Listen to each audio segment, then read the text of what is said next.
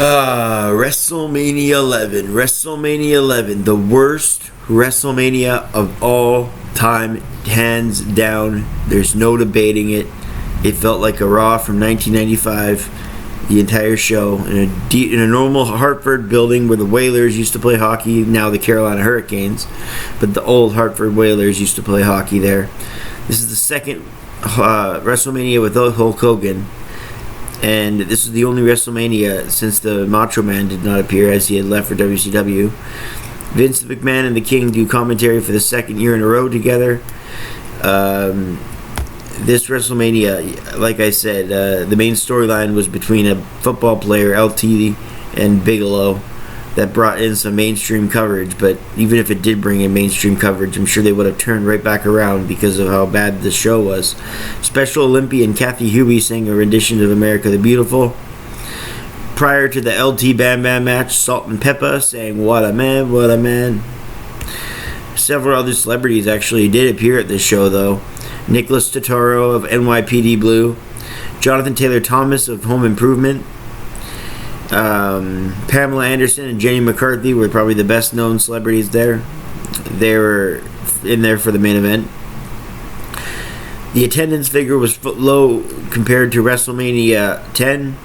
The pay-per-view buy rate for WrestleMania 11 was 1.3, which was lower than the 1.68 buy rate from WrestleMania 10, but higher than the 1.2 buy rate from WrestleMania 11. So this show did a 1.3, not bad. Buy rate, that is. During the event, commentator Jerry Lawler accidentally unplugged some of his microphone cords, so they had to retape some of the broadcast. Redo it on commentary, that is. Alright, should we start WrestleMania 11? First, I'm going to say I'm Macho Wrestling 101. That's my channel. I'm Brett Mix. Hit like and subscribe if you like these wrestling reviews and any other ones. We pump them out daily. It really helps the algorithm for my channel.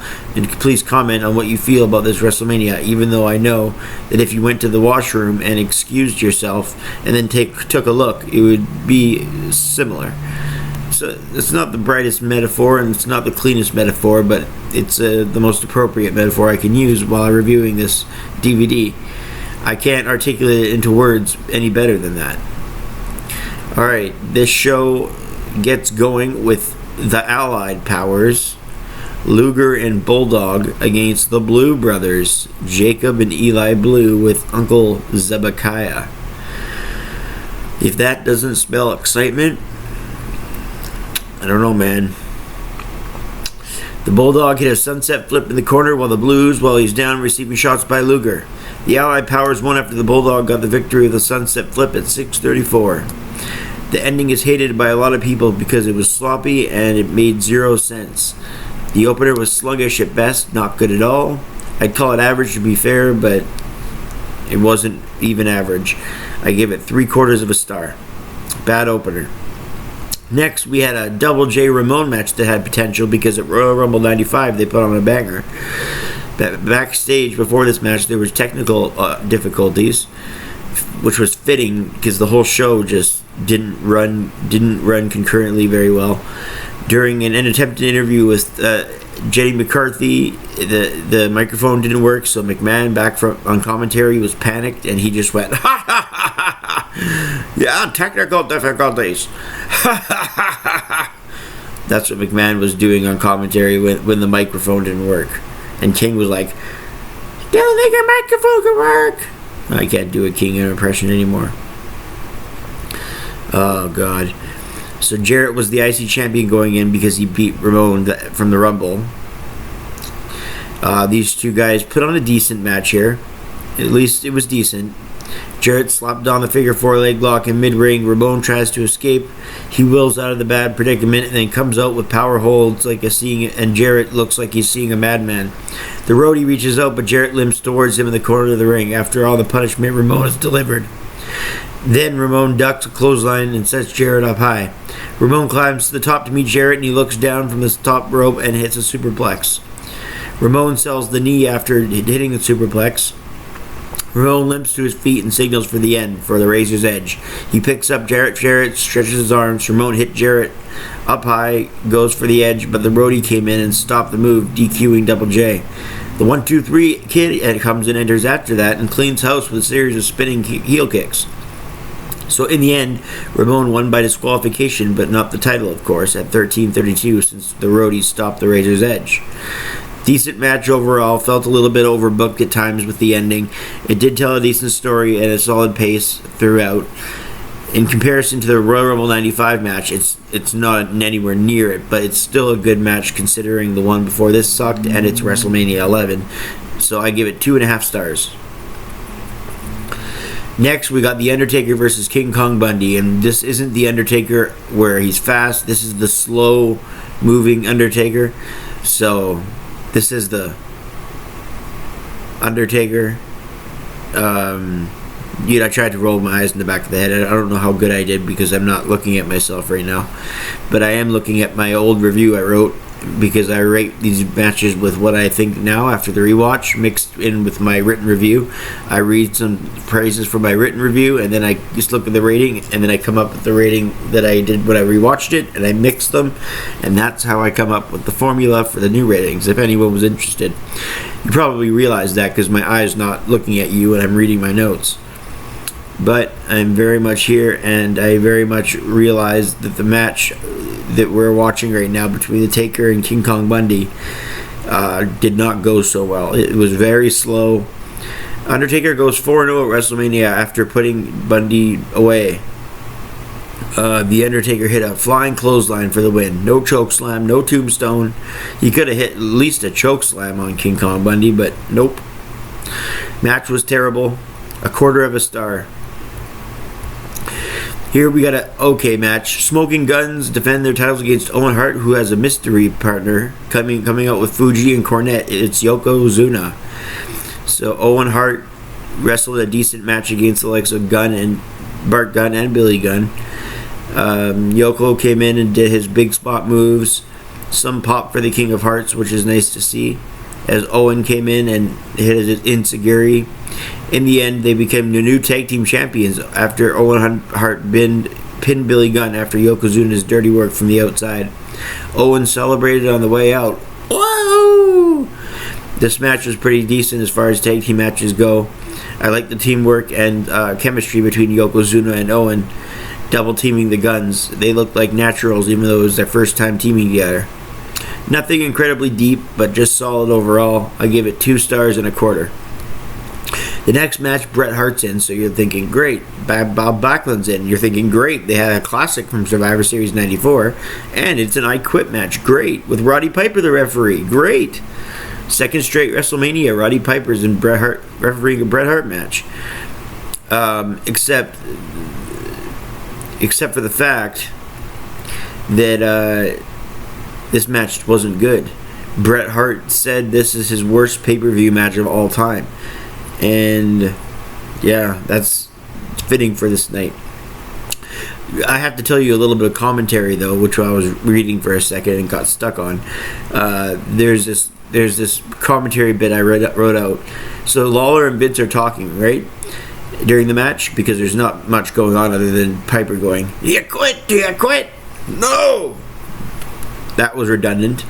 But King said, "McMahon, a certain somebody beat Bret at WrestleMania 8. Guess who?" And Vince was getting frustrated, and he went, "Okay, the British Bulldog." And the King went, "What?" And Vince went, "No." And King went, "It was Roddy Piper." And Vince went, "As a matter of fact, it was. I see." It's funnier than I wrote.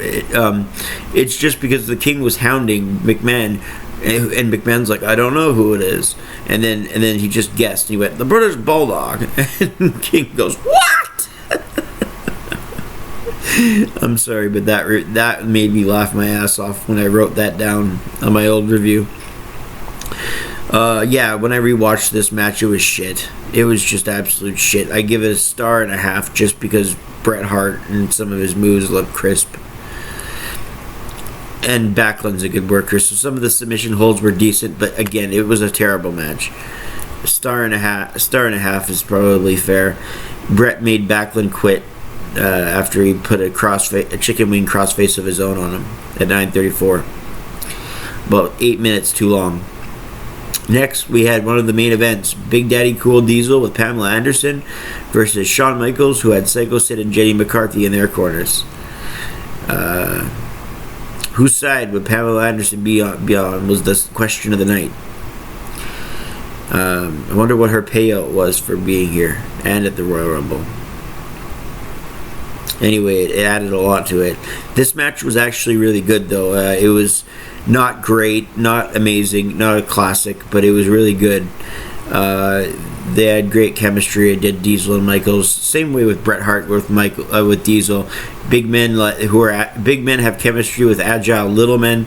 We see that with Lesnar and Angle. We see that with Bret and Taker, Bret and Diesel, and now with Shawn and Diesel as well.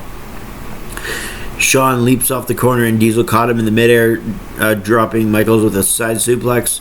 Diesel catapulted Shawn into the top turnbuckle padding. Diesel was feeling it, and Diesel hits the jackknife to put away Shawn Michaels in the end at 20:35.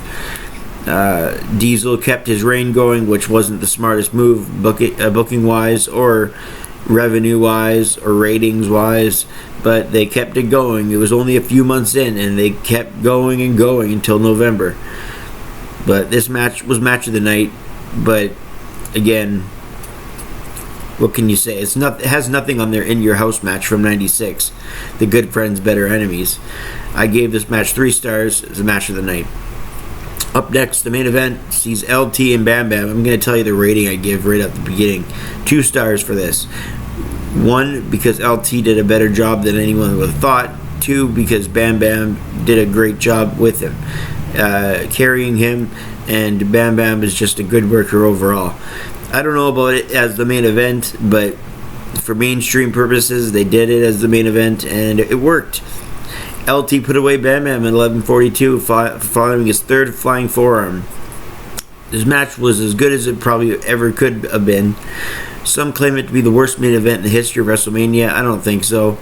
I think Sid and Hogan was worse. I think there's been a couple other worse main events, I believe.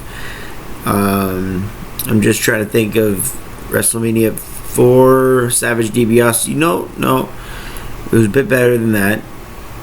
WrestleMania 2, King Kong Bundy, and the first WrestleMania main event was more of a spectacle. So I'd say it's been better than a few WrestleManias, but it's pretty bad. Bret Yoko from Mania 9 or Hogan Yoko was worse. Then there's Sid and Taker from WrestleMania 13 we haven't got to yet, so that was worse. So LT beating Bam Bam is not the worst main event, but it's up there. This is the worst WrestleMania ever, though. Final rating for WrestleMania 11, 2.5 out of 10. 7 matches long, nothing but average matches and stinkers. This felt like an average episode of Monday Night Raw. It's the biggest show of the year. The ratings would show that everyone wanted to see something different. The WWF had a new generation at the time. They wanted to steer away from Hogan and Savage, but how ironic that it's Hogan and Savage that will go to a company that everyone would now look at. So Hogan and Savage, wherever they went, that's where the eyeballs went till the Attitude Era. And Brett Mix, that's WrestleMania 11. Stay away, stay far away. For the love of God, stay away. And I'll see you for WrestleMania 12. Like and subscribe. I'm out.